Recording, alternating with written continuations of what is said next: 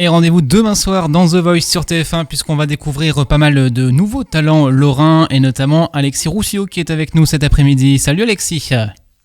Salut! Eh ben merci Bonjour. de revenir dans l'émission. Tu étais déjà venu il y a quelques années de cela, tu te Ouais, souviens? exactement. Ouais, J'étais venu à l'occasion de la sortie de mon premier single. effectivement, un autre mot que tu avais même chanté ici en studio. Alors, t'es né à Nancy, comment ça a commencé la musique pour toi? Je suis né à Nancy, j'ai vécu un petit peu dans un village qui s'appelle Liverdun, je ne sais pas si tu connais.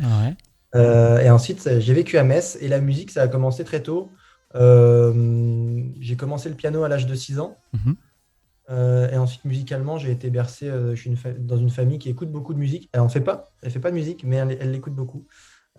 Surtout ma mère. Ouais. Et donc voilà, il y avait un piano dans l'entrée chez moi. Je m'y suis mis, étant tout petit, mes parents se sont dit, bon, on va lui payer des cours de piano. Ça a commencé comme ça, et puis j'ai chanté depuis tout petit naturellement. Je n'ai pas pris de cours ou de choses comme ça. Et ensuite, j'ai commencé à me produire dans les fêtes de collège, d'école, puis jusqu'au lycée. Mhm. Et entre-temps, je me suis mis à la guitare. Et puis vers 2015-2016, je crois, j'ai fait des rencontres qui m'ont permis de signer mon premier contrat professionnel dans un label indépendant. Et donc l'an dernier, tu as sorti ton premier EP de 7 titres. Du coup, Ouais. comment The Voice ça t'est venu à l'esprit finalement? Tu n'y avais pas pensé avant? Si, si, The Voice, bien sûr, j'y ai pensé avant. Mhm. Euh, je pense que il y a deux raisons à ça, à pourquoi je l'ai fait cette année. Parce que on avait prévu des dates cette année, en 2020, Ouais. qui ont été reportées Mhm. du coup avec cette crise sanitaire, malheureusement. Et The Voice, on avait déjà contacté l'année d'avant pour faire l'émission. Et pour une histoire de planning, ça n'avait pas été possible. Et puis je me sentais peut-être pas encore prêt artistiquement, assez mature pour participer à une aussi grosse émission. Mhm. Et ils sont revenus cette année après l'annulation des concerts, etc., en me proposant de repasser les castings. Et je me suis dit que c'était une formidable occasion pour un artiste en développement comme moi de me montrer, de participer à l'émission. Et en plus, c'était le seul endroit aujourd'hui en France pour des artistes inconnus C'est vrai. qui nous donnent la possibilité de se produire sur scène. Donc Donc voilà, forcément, voilà, les planètes étaient alignées. Là, tu t'es dit, c'est bon, c'est c'est le ça. bon créneau pour commencer. C'était le bon moment pour moi. Ouais. Je pense que voilà, tout était aligné pour que je fasse cette émission cette année.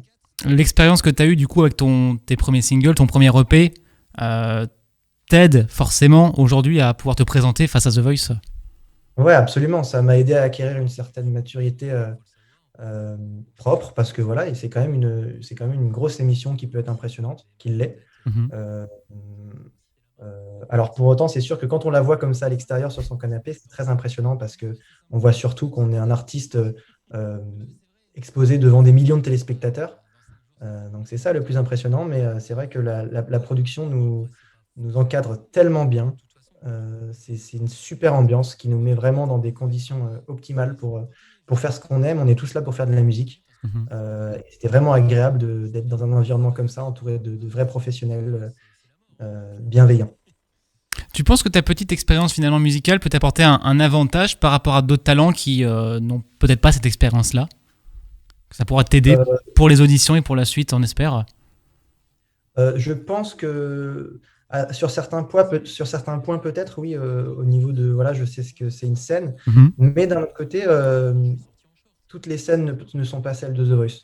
Ouais. Euh, une fois qu'on est sur la scène de The Voice, on est sur la plus grande scène nationale aujourd'hui. Mhm. Et puis, c'est pas une scène comme les autres, c'est la télé.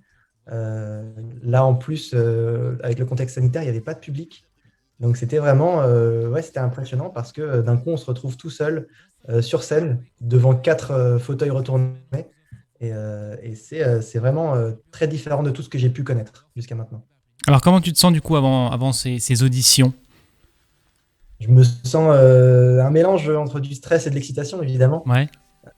J'ai hâte de pouvoir redécouvrir, revivre cette aventure parce que voilà, c'est retrouver des sensations, voir des choses que je n'avais pas vues, etc. Et puis d'un autre côté, c'est stressant parce que je vais passer sur TF1 devant 6 millions de téléspectateurs. Donc c'est forcément impressionnant, quoi. C'est vrai que ça, oui, c'est impressionnant de dire ça. On passe sur TF1 quand même devant des millions de personnes. c'est une émission, évidemment, depuis que je suis tout petit. Ça fait 10 ans que je regarde The Voice. Ça fait 10 ans qu'on me dit, tiens, mais pourquoi tu fais pas The Voice? Et aujourd'hui, ça y est. Donc ouais, c'est un grand moment. Et bon, on suivra ça évidemment donc demain soir sur TF1, la suite des auditions à l'aveugle. Si tu continues, on l'espère évidemment, Alexis, tu nous promets de revenir la semaine prochaine pour le débrief? Et avec grand plaisir. Eh bien, parfait. Plaisir. On fait comme ça. Merci beaucoup, Alexis, d'avoir été avec nous cet après-midi. Salut. Salut.